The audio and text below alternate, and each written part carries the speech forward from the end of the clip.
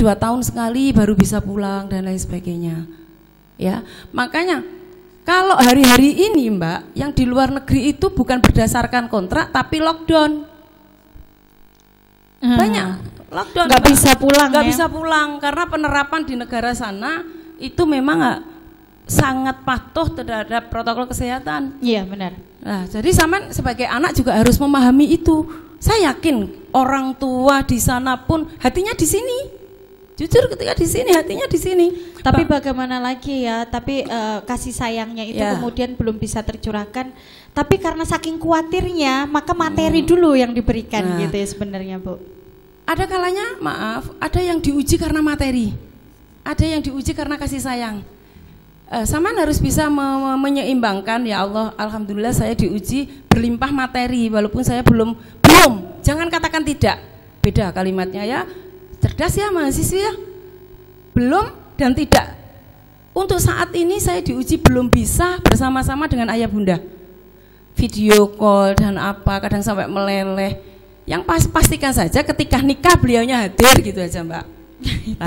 Ini ya karena butuh restu ya. Ini ya. Nah ini seharusnya kita sebagai orang tua itu seperti apa ini? Makanya itu kata sebabnya apa dulu. Beliaunya nggak bisa hadir di tengah kita itu. Satu tadi saya katakan terikat kontrak kah dia bekerja? Lah kalau sampean sudah kalau sangat kepepet dan harus datang dengan resiko saya meninggalkan pekerjaan ini, dipecat, tidak boleh kembali lagi, ya mau apa?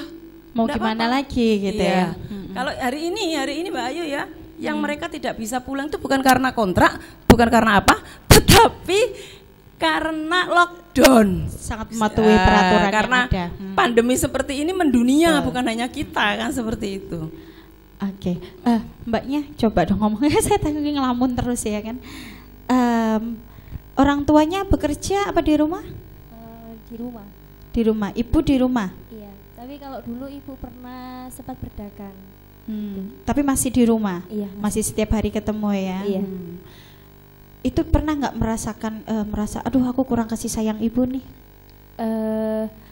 Kalau dulu pas waktu sering ditinggal dagang itu saya malah ngerasa, oh iya, mungkin waktu itu saya diajarkan bagaimana buat mandiri dan tidak bergantung dengan orang tua gitu. Jadi ambil segi positifnya ya, luar biasa, tepuk tangan dong.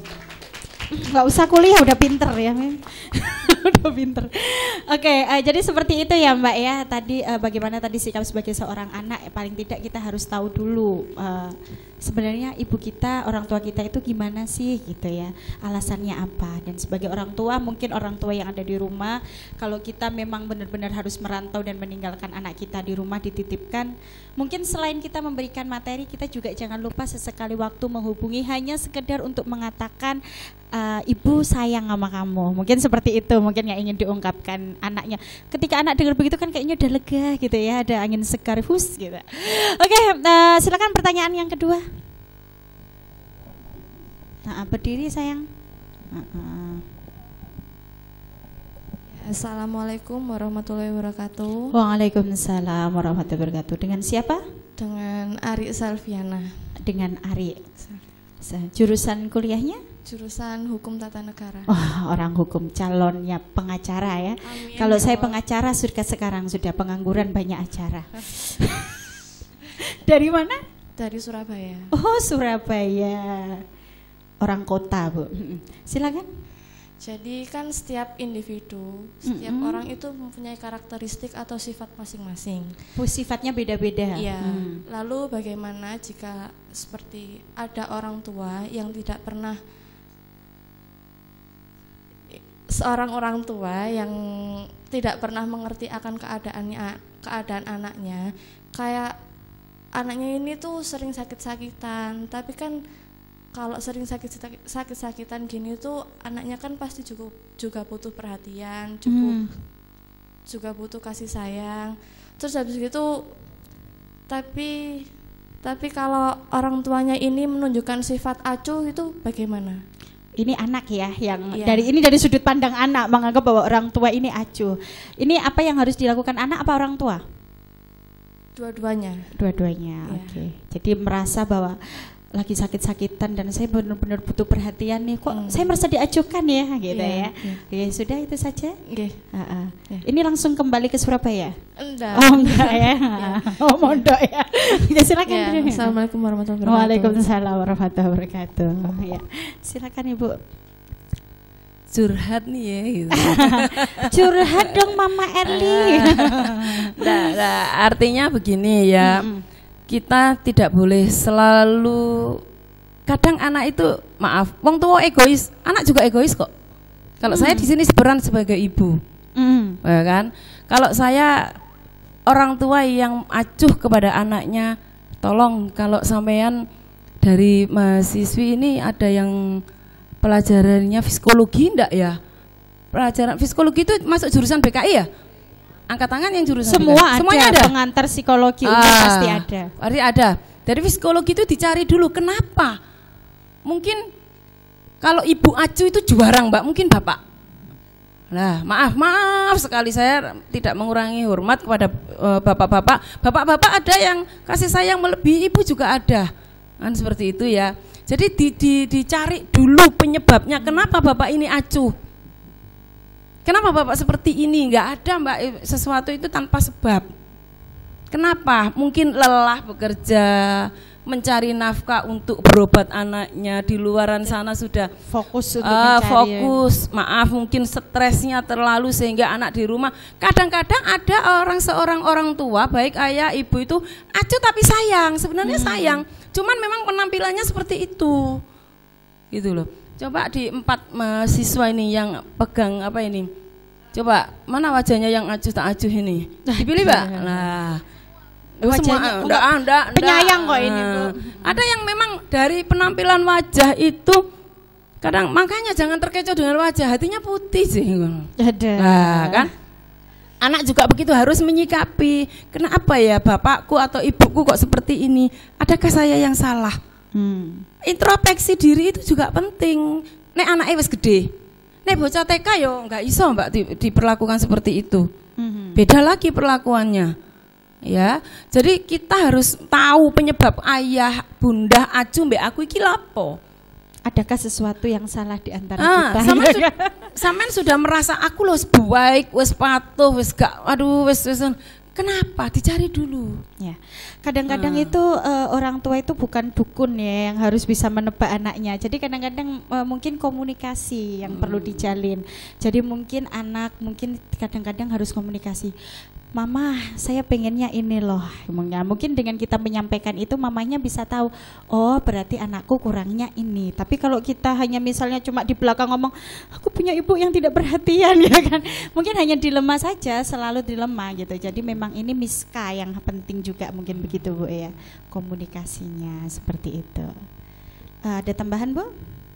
Jadi gini ya, sekali lagi, kalau saya memposisikan sebagai anak, hari ini mungkin saya juga sama dengan perasaan Mbak Ayu. Kebetulan ibu saya juga sudah mendahului kita semua, jadi agak sedikit melayu. Sebenarnya enggak, kebetulan saja diperingati besok. Semua hari adalah semuanya hari spesial untuk ibu ya. Enggak ada, itu hanya sebuah patokan kan gitu. Tapi semua hari untuk doa apa gitu ya. Tetap untuk ibu. Ya, karena Bapak saya yakin ibu juga, pun setiap hari tidak putus doa untuk kita semuanya. Kalau dialog dengan saya katakan dengan mahasiswa saya, siswa saya, bagaimana sampean berkomunikasi ini dengan siapa? Kadang-kadang anak sekarang itu kalau WA itu bahasanya tuh gaul, saya enggak tahu. Iki sing dimaksud apa? Jadi sampean lihat dulu. Komunikasi dengan siapa dulu? Lek dengan ayah bunda ya bahasanya halus, ojo sing koyok mbek koncone. Jadi komunikasi itu tata bahasa juga penting. Ya, cara menyampaikan. Kadang-kadang kita itu niatnya aku ini sudah ngasih pengertian loh ke orang tua saya kok tapi nggak ngerti-ngerti ya kok nggak mudeng. Itu kadang-kadang kita cara ngomongnya yang salah, yang nggak tepat gitu. Dan sekarang nilai-nilai apa ya tata krama, tapi saya yakin yang ada di lingkungan di Pondok Sunan Derajat semuanya dari baik SMK, Mahasantri, Aliyah, Sanawiyah, pokoknya ada lingkungan tata krama tetap dijunjung ya. Jadi rasa sosial itu sekarang kan sedikit bergeser, Mbak. Iya. Bergeser tata krama terhadap orang tua yang kecil terhadap orang tua dan lain sebagainya. Ya, ini masih ada sesi lagi, ada yang terakhir, Pak? Kita ada sesi lagi. Oke, ya. Ada sesi lagi ya. Nah, Oke, pemirsa yang ada di rumah, silakan dilanjut untuk minum kopinya dan mungkin di toples masih ada kerupuk-kerupuknya ya, dihabiskan ya. Atau lebih silakan dibawa ke studio. Jangan kemana-mana, tetap di Tadarus Budaya.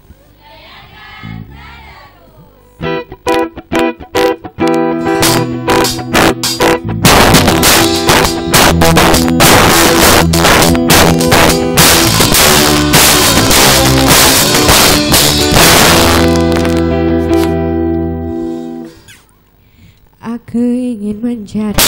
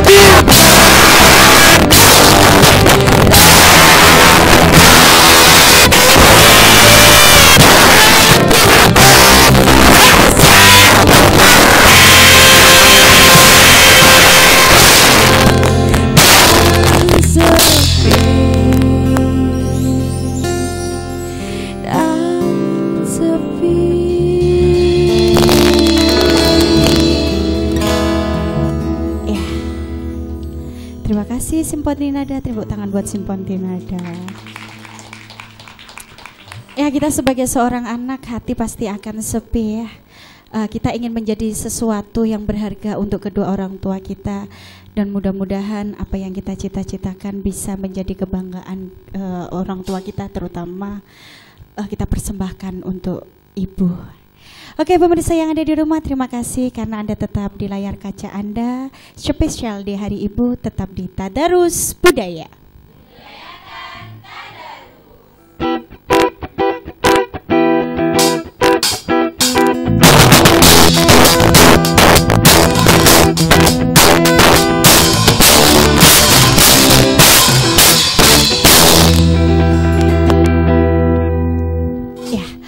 Oke, pemirsa yang ada di rumah, begitu luar biasa ibu kepada kita ya, luar biasa sosok seorang ibu, apalagi kita lihat yang namanya mom entrepreneur atau seorang ibu yang juga berwirausaha. Buat ibu-ibu atau wanita-wanita yang ada di rumah yang sudah bekerja tapi mengurusi rumah tangganya, tapi juga belum menjadi seorang ibu karena belum mempunyai anak biologis, kalian pun juga patut dihargai karena kalian pasti memanajemen waktu itu juga dengan luar biasa sehingga bisa mengurusi rumah tangga iya dan berwirausaha juga iya. Oke, pemirsa yang ada di rumah, sebenarnya saya ingin bicara panjang lebar mengenai tentang ibu, karena kalau kita ngomong masalah ibu itu nggak ada habis-habisnya, karena ibu itu bukan sebuah kata I, P, dan U saja, tapi banyak sekali makna yang terkandung dalam sebuah kata itu. Nah, namun sebelum ini acara di penghujung, sebelum acara kita tutup, mungkin Bunda Erli, jadi panggilnya Bunda dong.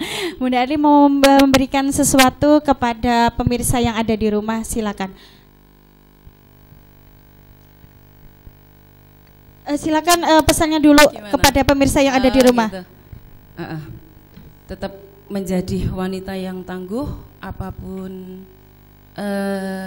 keadaannya, kita harus sebagai wanita adalah tangguh. Oh, ini apa? Oh, spesial Ros. Ucapan sama. Dari mana Mbak aslinya? Dari Tuban. Dari Luar Tuban biasa. ini tentunya. Mungkin kita samit dulu sayang, pegang mic. Ini. Berdiri. Nah. Gini dong, sebelum ini kasih kata-kata ya. Mungkin kasih ini kata-kata. Persiapannya tadi ya. Persiapannya tisunya. Gitu tapi ya. awas Bu, kacamatanya dilepas dulu baru diusap ya kan. Kata-katanya dong sayang. Terima kasih. Selamat Hari Ibu. Ya, terima kasih. Oh, peluk dong sayang. Mau. Ibu-ibu yang anaknya ada di Sunan Derajat ya. Insya Allah mereka di sini baik-baik, sehat, doa dari rumah. Mungkin kalau saya yang ada di sini sebagai ibu keduanya bisa nanti kalau memang curhat seperti apa, karena masalah remaja itu beda dengan anak TK, harus disentuh dengan hati juga. Ya. Terima kasih ya untuk bunda-bunda yang ada di rumah, baik yang bekerja atau tidak, tetap semangat menjadi wanita yang kuat, tangguh. Itu saja Mbak. Oke, itu pesannya ya untuk ibu-ibu yang ada di rumah. Oke, mungkin mbaknya mahasiswa mungkin ada yang mau dipesan di rumah, silakan. Siapa yang mau silakan. Pertama saya mengucapkan selamat Hari Ibu untuk seluruh ibu yang ada di dunia. Terima kasih untuk seluruh ibu yang telah melahirkan anak-anak yang hebat di sini. Karena dulu saya yakin kita semua tidak tahu apa-apa. Karena bimbingan ibu kita semuanya, kita semua bisa tahu apa-apa.